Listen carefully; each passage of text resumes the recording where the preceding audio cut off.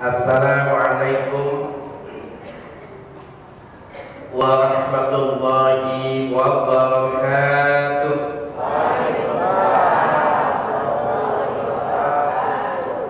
Alhamdulillahilladzi khalaqal mauta wal hayata liyabluwakum ayyukum ahsanu amala wa huwal azizul ghafur. Faqad qala Allah ta'ala fi kitabihil karim wa huwa asdaqul qa'ilin. A'udzu billahi minasy syaithanir rajim. Allahu waliyyul ladzina amanu yukhrijuhum minadh dhulumati ilan nur wal ladzina kafaru awliya'uhum at-taghut yukhrijunahum minan nuri iladh dhulumat ulaika ashabun nar hum fiha khalidun. Wa qala nabiyul karim Muhammad sallallahu alaihi wasallam, man tashabbaha biqaumin fa huwa minhum. Shadaqallahul azim wa shadaqa nabiyul karim Muhammad sallallahu alaihi wasallam. Jamaah salat duha, jamaah pengajian duha Masjid Asy-Syarif yang dirahmati Allah, bersyukur kehadiran Allah Subhanahu wa taala, kita masih diberikan istiqomah mengaji setiap pekan. Khususnya setiap minggu 4 bersama saya, mantan artis, mantan rocker, mantan setan, mantan penyebar kemaksiatan. Begitu mudah saya memahami Islam. Nah, kemudahan inilah yang akan saya sharing dengan Bapak Ibu sekalian. Mudah-mudahan apa yang disampaikan dapat ridho dari Allah Subhanahu wa taala, mendatangkan rahmat kepada kita selepas acara ini, dan mendapatkan barokah asyadu khair. Selawat dan salam semoga senantiasa terlimpahkan kepada manusia paling agung di muka bumi, tidak punya salah. Siapa saja mengikuti beliau maka selamat dunia akhirat.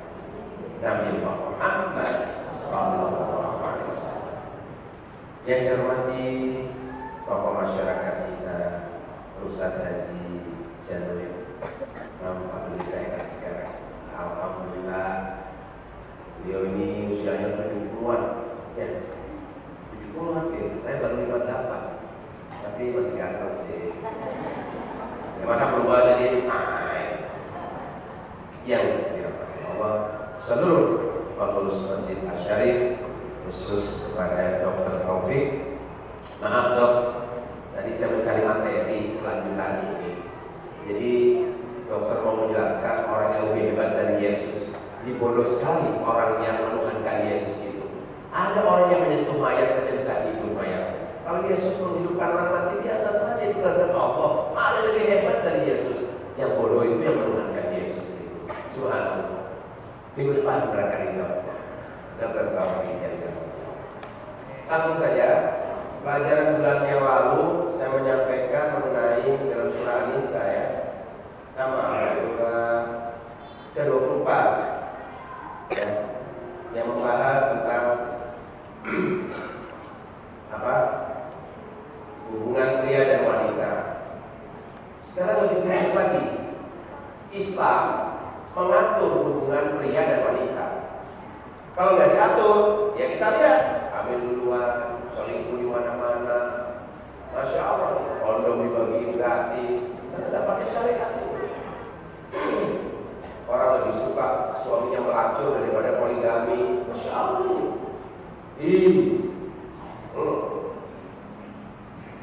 Biasa, ya, bersama. Mana bersamanya? Oh, dari tulis.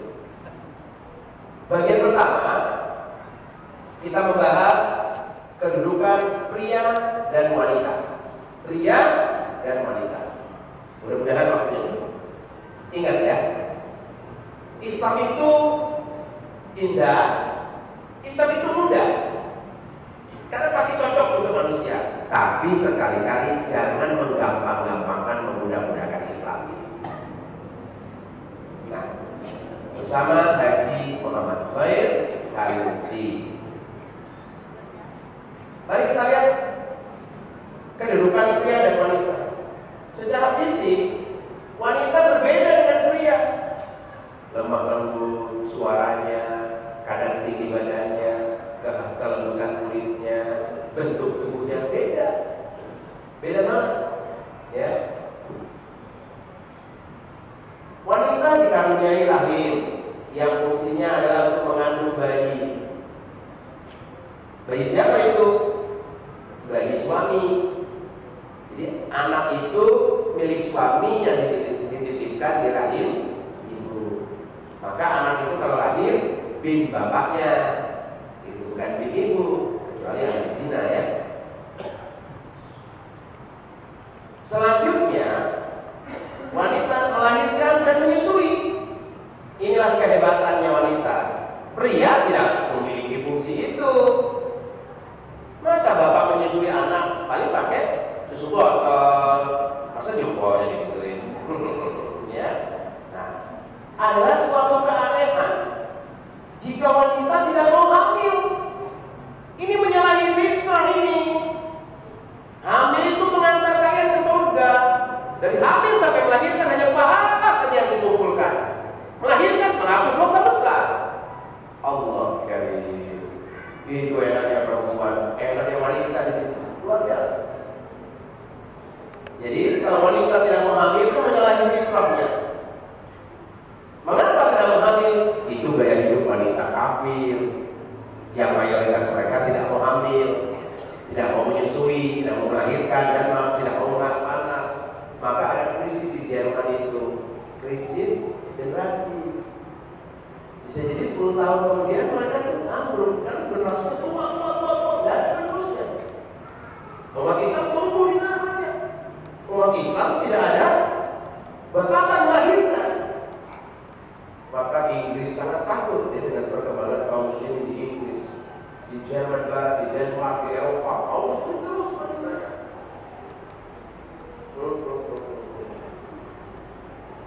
Islam memuliakan wanita karena fungsinya yang spesial itu. Siapa wanita yang mulia itu? Yang hamil, yang melahirkan, yang menyusui, yang mendidik anaknya, sehingga muncul anak hebat di muka bumi. Imam Syafi'i itu bukan bapaknya yang berperan, bapaknya memimpin rumah tangga, berjihad, mengaji, berdakwah, ibunya membesarkan anaknya. Maka bapaknya Imam Syafi'i orang paling berhasil di muka bumi. Contohnya apa? Anaknya melebihi ilmu dari bapaknya. Peran yang hebat siapa? Ibunya itu. Karena ibunya diberi hadonah oleh Allah. Setiap ibu yang melahirkan, maka ibu diberikan hadonah mengurus anak, bukan kepada bapaknya. Dengan bodoh ibu-ibu sekarang, kasih babysitter, kasih pembantu. Lebih rusak lagi pendidikannya kepada mertua, kepada ibunya. Kurang ajar ini. Sementara si ibu kemana? Arisan, bekerja, medikir. Anaknya, cucunya sama mertua, sama ibunya. Ada di mana-mana, nenek kan begitu ya. Nenek kan begitu. Kata ibunya, gak boleh makan permen. Kata neneknya, nanti kalau ibu pulang pergi, nanti nenek kasih. Maka banyak anak korban nenek. Kenapa? Karena si ibu tidak pernah mampu menjalankan fitrahnya sebagai wanita, hamil, melahirkan, menyusui, dan mengasuh anak. Anak bekol. Kamu cengokin anakku, parah. Anakmu nangis, kamu anak siapa? Anak siapa? Anakku sendiri. Bukan. Oke ya, lanjutnya. Secara hukum, kedudukan wanita itu sama dengan pria dalam banyak aspek. Wanita wajib sholat, pria juga wajib sholat. Laki-laki wajib bertakwa, wanita juga berhak bertakwa. Laki-laki penghuni surga, istri-istri ini sama penghuni surga juga. Cuma dalam kehidupan ada perbedaan.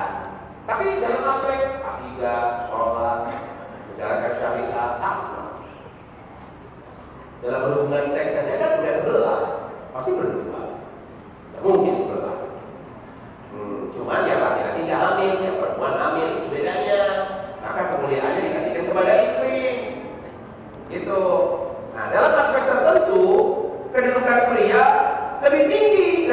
wanita. Dan juga dalam aspek-aspek lain, wanita lebih utama dari pria. Gitu. Jadi nggak ada lebih hebat dari suaminya, nggak ada yang melebihi istrinya. Inna akramakum indallahi atqakum. Bisa yang paling mulia di sisi Allah itu orang yang bertakwa. Wanita bertakwa, pria bertakwa. Itu. Nah, orang bertakwa udah dibahas yang lalu.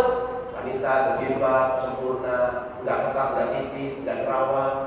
Kalau jalan nggak yang lenggok, lagi sampai.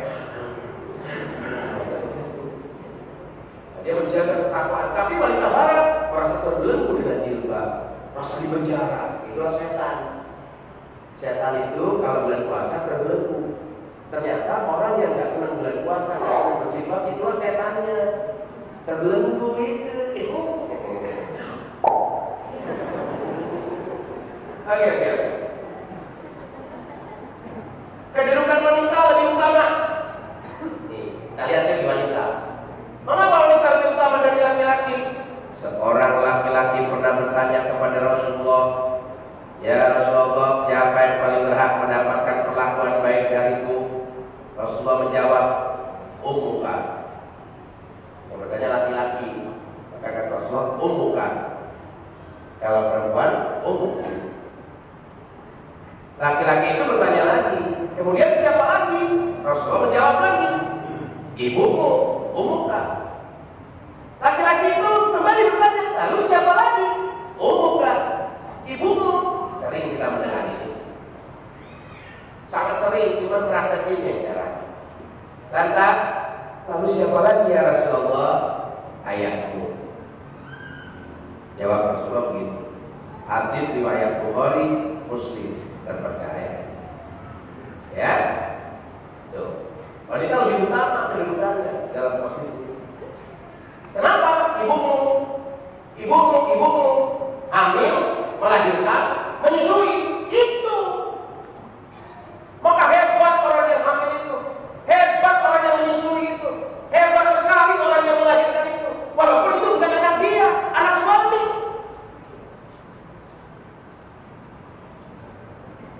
Nyawa ibu kalau habis melahirkan, suaminya ngapain? Ikutin bayi. Begitu bayinya dibawa sama suster, sama bidan, diikutin sama bapaknya. Istrinya yang menderita, kesakitan, berdarah-darah, capek, ditinggalin sama suaminya.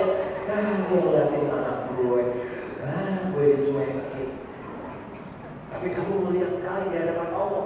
Maka setelah melahirkan, aku mulanya Allah, aku mempersembahkan anak kepada suamiku yang soleh. Bukannya yang begini, enak aja. Gue yang hamil, yang senang. Hati-hati ibu-ibu seperti itu.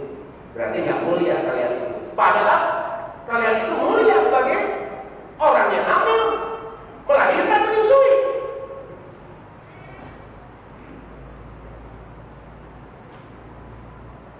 Oke.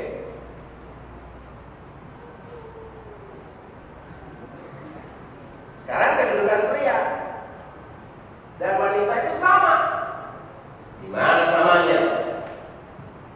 Kan kita lihat yang jauh nggak bisa baca ya, nggak kebaca kan, karena min 3 ya.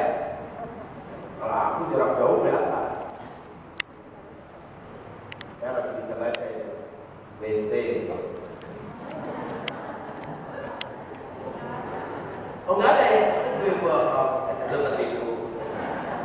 Sesungguhnya laki-laki dan perempuan yang muslim, laki-laki dan perempuan yang mukmin, laki-laki dan perempuan yang tetap dalam ketaatannya kepada Allah, laki-laki dan perempuan yang benar, laki-laki dan perempuan yang sabar, laki-laki dan perempuan yang khusyuk, laki-laki dan perempuan yang bersedekah, laki-laki dan perempuan yang berpuasa, laki-laki dan perempuan yang memelihara kehormatannya, laki-laki dan perempuan yang banyak menyebut nama Allah.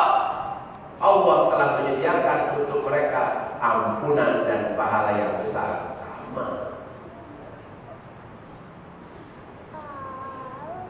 Liman kana yarjullah, orang-orang yang berharap rahmat Allah laki-laki dan perempuan.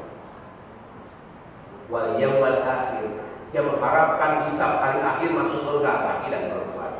wa dzakarallaha katsiran, dan senantiasa menyebut asma Allah, berzikir dengan sholat, dengan dirinya, dengan bersedekah, infaknya. Siapa? Laki-laki dan perempuan, sama kedudukannya. Dalam hal ini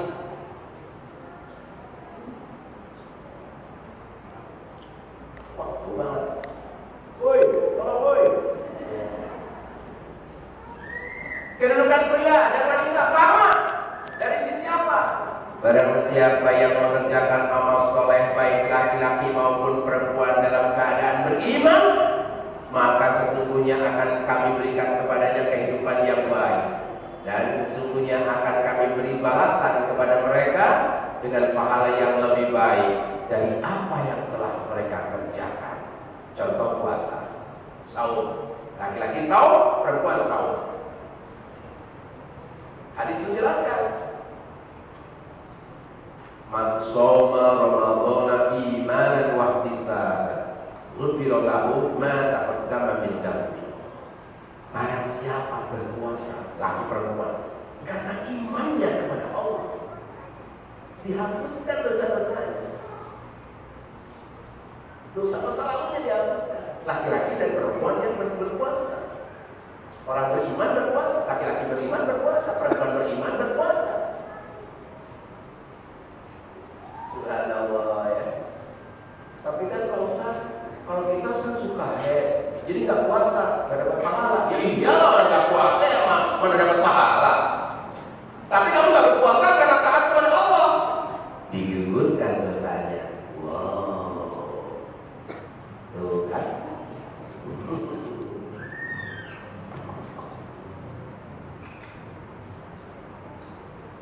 Yang tadi wanita kedudukannya lebih tinggi, kemudian dibahas kedudukan laki dan perempuan sama. Nah, sekarang pria lebih tinggi. Pada sisi apa? Allah telah menetapkan bahwa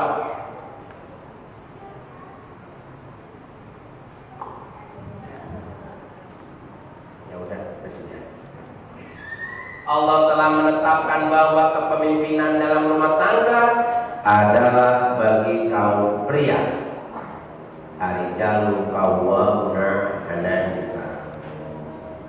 Karena Allah telah melebihkan pria atas wanita dalam hal kedudukan dan tanggung jawab, sebagai firman-Nya dalam surah An-Nisa yang artinya, dan janganlah kamu iri hati terhadap apa yang dikaruniakan Allah kepada sebahagian kamu lebih banyak dari sebahagian yang lain.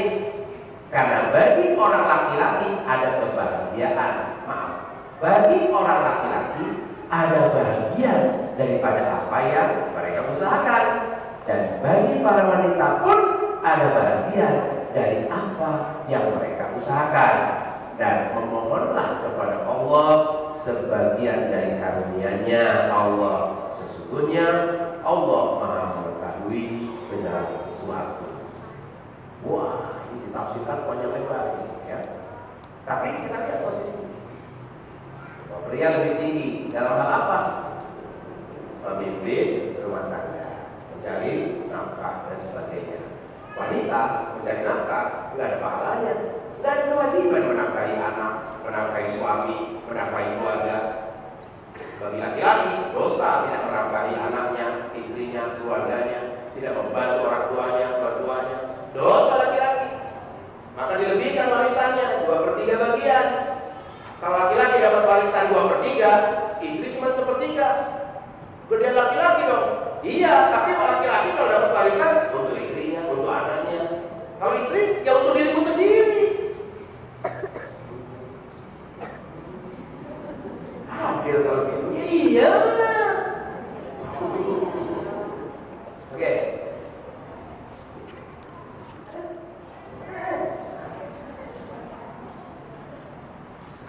Kedudukan pria lebih tinggi dari wanita. Syariat Islam telah menetapkan posisi kedudukan pria lebih dari wanita dalam dua aspek, yaitu akalnya dan agamanya. Kalau wanita berpikir dengan perasaan, mikir terus sibuk pakai perasaan.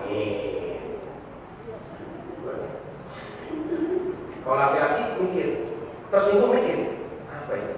wajib, sunnah, mubah, makruh atau haram ini. Pakai siratal mustaqim, pakai syariat di kepalanya itu wajib, sunnah, mubah, makruh atau haram ini. Begitu hati-hati. Jadi dalam dua aspek akal dan agamanya. Maksudnya dalam aspek akal persaksian laki-laki lebih tinggi statusnya daripada wanita. Karena wanita itu suka pakai perasaan, ada jengkel, ada benci, sehingga kesaksiannya bisa demi jengkel tadi, dendam gitu. Kalau laki-laki enggak, pakai ini wajib, sunnah, mubah, makruh, haram. Maka ada laki-laki yang berpakai perasaan, bences gitu. Laki-laki tuh, ya. Oke. Dalam aspek agama, ibadah wanita terhalang. Kenapa? Karena haid dan nifas. Laki-laki tidak pernah haid. Maka ketika laki-laki tidak puasa, kenapa kamu? Lagi men. Oh, maksudnya mencret. Sakit 3 kali. Mungkin itu alasannya. Sakit perut itu maya. Beda dengan haid. Tidak bisa wanita melebihi. Ketika haid mau datang, emosinya berubah. Maka kalau dia jadi pemimpin bisa salah keputusan, bisa salah memutuskan. Dan dia tidak punya kewenangan berjalan malam hari, berkeliling gitu, banjir, terus berkeliling, belusukan, perempuan belusukan, pulang subuh, tidak bisa itu. Dari sisi yang makruh aja, perempuan contoh merokok, laki-laki ngerokok di pinggir jalan, gak sopan, gak berakhlak. Maka kalau laki-laki ngerokok berdiri itu makruh, tercela. Minum berdiri tercela itu. Tapi rokok halal, cuma makruh. Nah sekarang perempuan ngerokok pinggir jalan, sama dengan laki-laki itu. Mana yang lebih hina? Perempuan. Itu sudah fitrahnya begitu.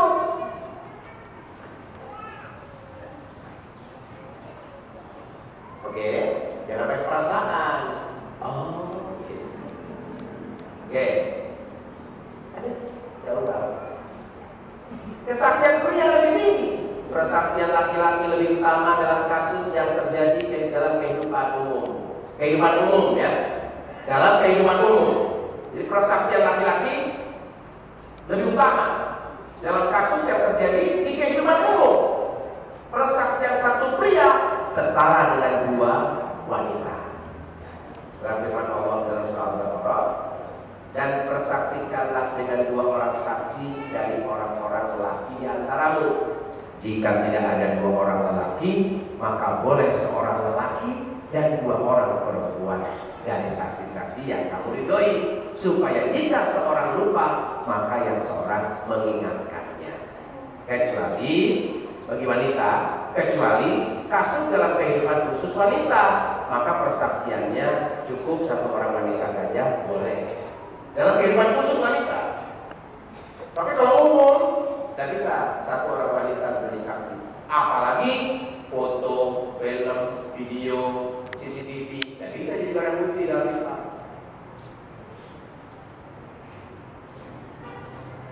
Dalam Islam itu foto, video, film tidak bisa dijadikan barang bukti. Yang dijadikan barang bukti, dijadikan pembuktian adalah saksi, fakta, saksi. Nah itu. Maka nggak main-main ini. Wanita ini nggak boleh masuk sendirian, kecuali dalam kehidupan khusus. Ada fotonya nih, ada fotonya. Bisa jadi foto itu rekayasa. Foto ya. Maka jangan begitu saja percaya kepada WhatsApp yang mengirim apa, Twitter yang mengirim apa. Hati-hati. Berita katanya, ciri orang munafik itu suka memberitakan hal yang tidak sesuai dengan faktanya. Maka harus ada persaksian. Di samping itu, ketakwaan, idroksilah bila selalu rasa Allah melihat. Maka orang seperti ini dalam persaksian gak berani bohong. Mulutku bohong, tapi hatiku sebetulnya jujur. Mulutku jujur, tapi hatiku sebetulnya bohong. Allah tahu. Maka orang bertakwa tidak berani ya melakukan itu. Yang bulan-bulan yang lalu dibahas itu masalah riya dan sebagainya, penyakit hati. Selanjutnya kritik. Nah, kita lihat kehidupan wanita emansipasi, pulang malam seperti lelaki, laki-laki selingkuh, perempuan selingkuh, membalas gitu, gak mau hamil dan sebagainya. Kenapa ini? Karena ada kesetaraan gender, kelamin. Nah, Islam mengkritik pandangan kesetaraan gender ini. Dalam beberapa kasus di televisi, di film-film, perempuan hebat, di pabrik-pabrik wanita bekerja. Kenapa? Memang teliti.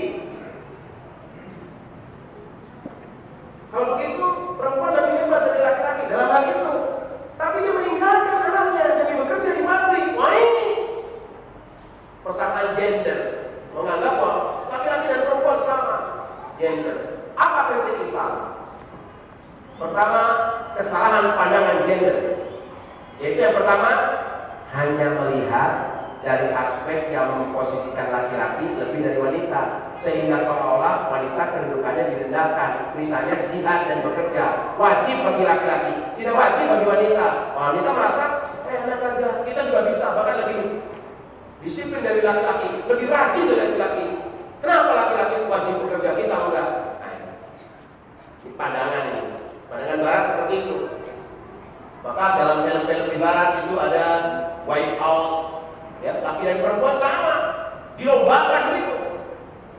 Jadi yang menang laki atau perempuan sama nilainya. Wih, masya Allah. Itu pandangan barat. Tugas dan kewajiban wanita adalah hamil, melahirkan, menyusui dan mengasuh anak. Ini apa? Menuntut wanita harus lebih banyak tinggal di rumah. Nah, wanita ini merasa bete. Dan atau di kalangan para wanita, sedangkan laki-laki lebih banyak di luar rumah. Enak aja kamu laki-laki, suami lihat perempuan cantik di luar. Iyalah, kalau laki-laki selera mengganteng begitu. Kalau laki-laki selera tinggi, lihat perempuan cantik, batu basah dia, mengalihkan pandangan dari pikirannya. Kalau laki-laki murahan, wih, badan itu, wih, hidupnya badan, wih, itu, wah, masya Allah, laki-laki rendahan itu mah. Wanita rendahan, yaitu ingin nyamai laki-laki di luar rumah. Wanita mulia itu yang hidup lebih banyak di rumahnya.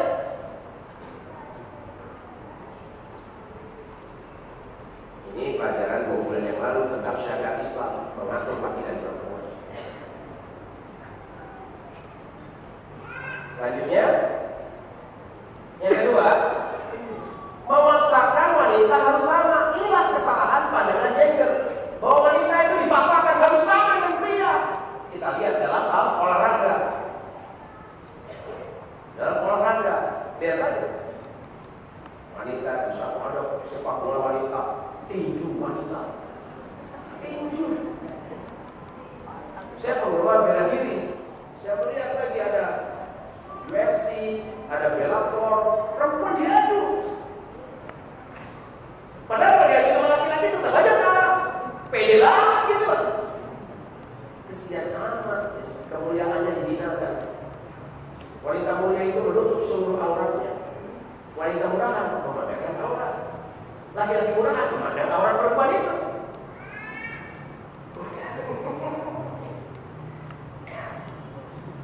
Jadi intinya Allah sudah menetapkan tugas dan tanggung jawab bagi laki-laki dan bagi wanita dengan keterangan yang sangat jelas, sehingga pandangan kesetaraan gender akan melawan ketetapan Allah, seperti mewajibkan wanita bekerja, menganjurkan wanita banyak aktif keluar rumah, jadi anggota DPR, jadi anggota MPR, jadi kepala negara, meninggalkan kewajibannya mengurus anak, tidak perlu hamil, ya, dan tidak perlu punya anak.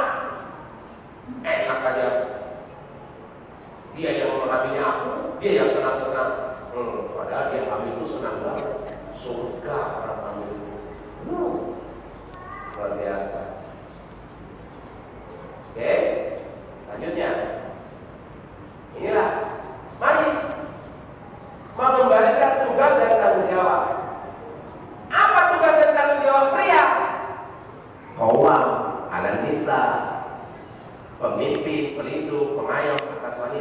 wajib menafkahi para wanita. Itu tanggung jawab. Bagaimana wanita? Sebagai ummul warabatul bait, ibu dan pengatur rumah suami. Maka ada kewajiban yang tidak boleh ditinggalkan, yaitu hamil, melahirkan, menyusui, termasuk wajib mengurusi rumah. Begitu cara memperoleh surga bagi seorang wanita, menjadi ummul warabatul bait. Laki-laki ar-rijalu qawwamuna 'alan nisa. Maka laki-laki hebat itu punya aktivitas besar di luar rumah.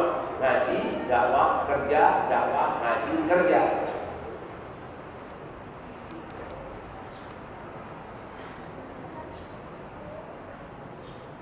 Siapa ummul warabatul bait itu?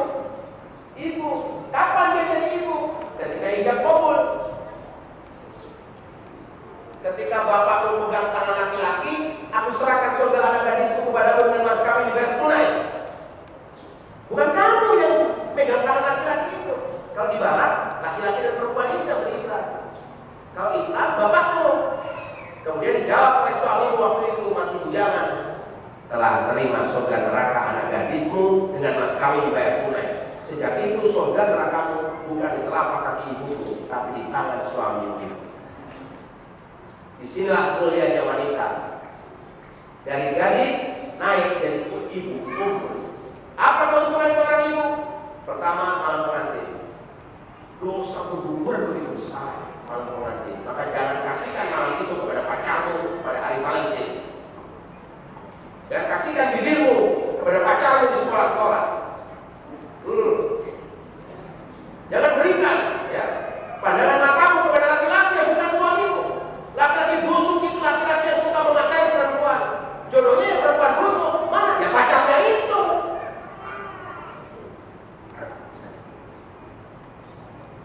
Nah, bapak-bapak ini harus menjadi pemimpin. Jangan membiarkan anaknya pacaran. Kalau anak berbuat dosa, bapak menanggung. Istri berbuat dosa, suami menanggung. Tuh, berada laki-laki di situ. Kalau suami berbuat dosa, istrinya nanggung. Anaknya nanggung. Bohong cinta pada suami kalau membalas kejahatan suami. Keuntungan kedua bagi wanita hamil, pahala besar mengalir tiap malam Senin malam Jumat. Kemudian hamil tambah lagi pahala. Melahirkan gugur dosa besar tambah lagi pahala. Iya, anak baru ke surga dengan hamil, melahirkan, menyusui.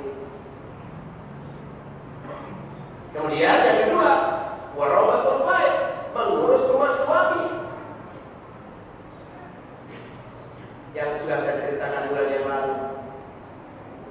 Semua tanggung jawab suami di rumah itu, tapi suami memandarkan cinta. Aku kerja sayang. Kamu bekerja? Iya suami. Kamu masak cantik? Iya Kamu masak kamar mandi? Iya deh. Nyetrika dan sebagainya? Insya Allah. Aku berangkat sayang. Assalamualaikum. Waalaikumsalam. Gak sanggup. Nyetrika, anak nangis, masak, gosok, sibuk. Bilang sama suami, cinta gak sanggup sayang. Kirim pembantu dong. Oke, kata suami. Dia kan bertanggung jawab. Dia gaji pembantu. Suami dapat pahala, menggaji pembantu. Istri dapat pahala, mengatur pembantu. Itu jangan mentang-mentang punya pembantu teriak-teriak, ya, bapak mau ke kantor, mana minumnya? Sudah bu, suruhin ke bapak. Nah, dia nungguin ke bapak. Bosan istri. Mana sarapannya? Begini sama dia, roti bakar, nasi goreng, suruhkan sama dia ke suami. Kamu sibuk, pedicure. Dosa itu. Bila perempuan yang solehah, taruh di situ. Roti bakar di situ, kopinya di situ. Cicipi dulu, cocok, pas. Kamu yang nyembuhin ke suami. Allah kali. Walaupun kita merusak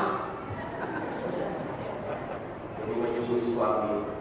Kenapa? Kita ubah, suami wajib, kerjakan yang wajib, tinggalkan yang ubah, pakai syariat. Jangan pakai perasaan. Kalau pakai perasaan, lu jadi begini, minta kopi.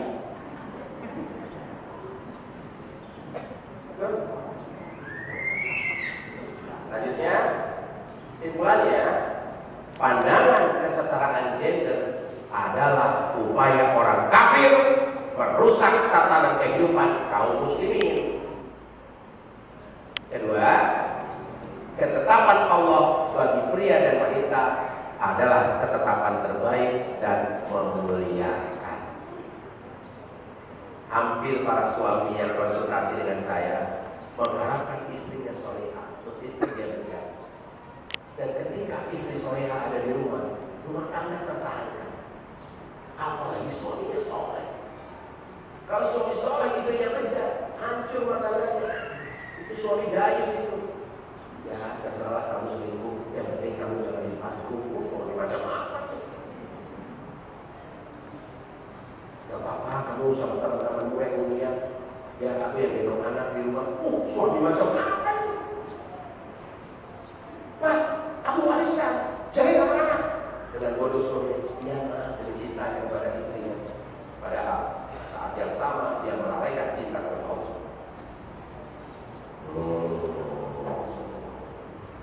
Jangan bangga jadi wanita modern zaman sekarang. Itu wanita gender tadi. Orang Barat, orang Yahudi, orang kafir senang bersorak ketika umat Islam modern, jadi artis, jadi pengusaha, jadi pemimpin. Mereka bersorak.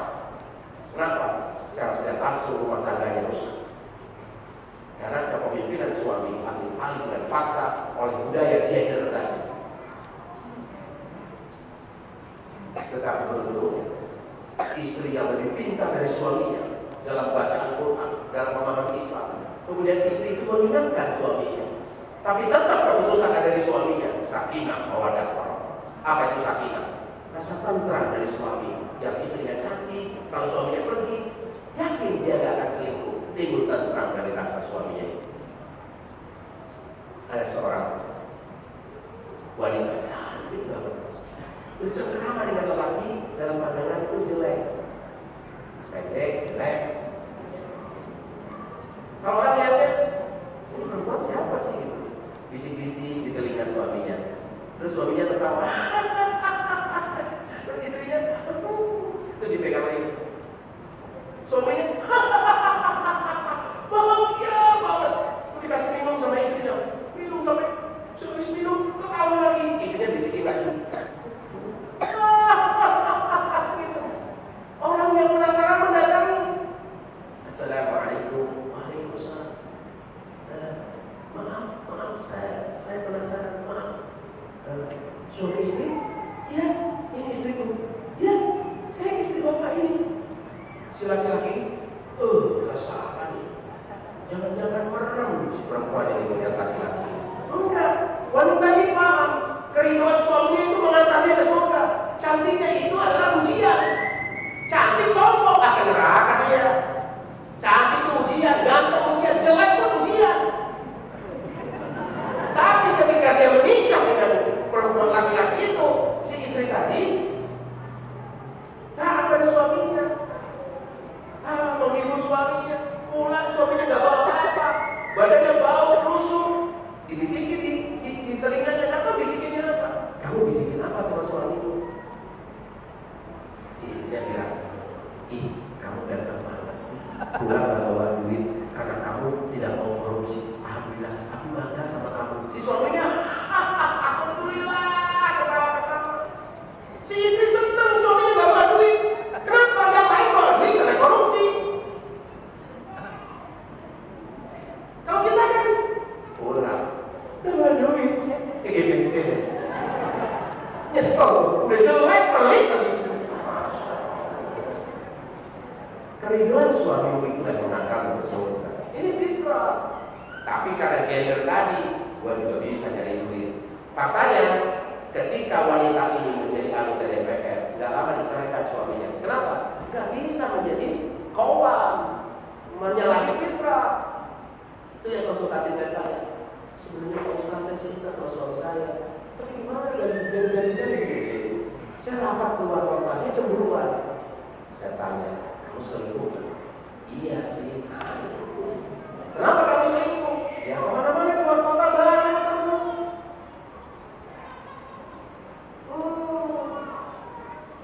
Subhanallah. fitrah ini.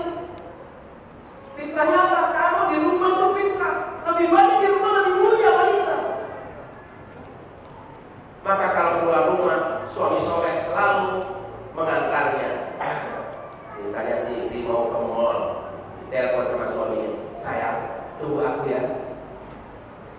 Gak jadi ke mall, gak diizinin sama suaminya. Tunggu suaminya. Suaminya capek banget pulang. Ayo kita ke mall, ya suaminya capek gitu.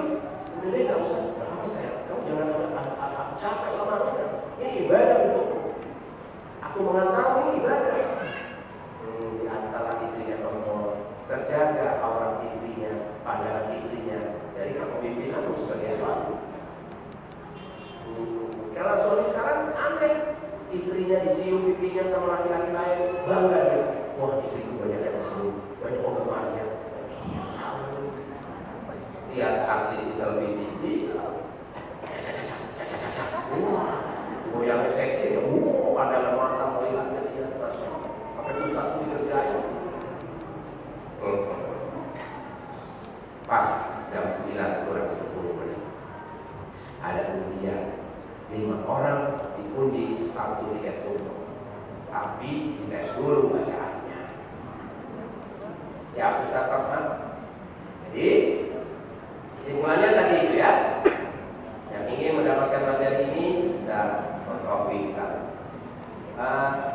Selanjutnya udah.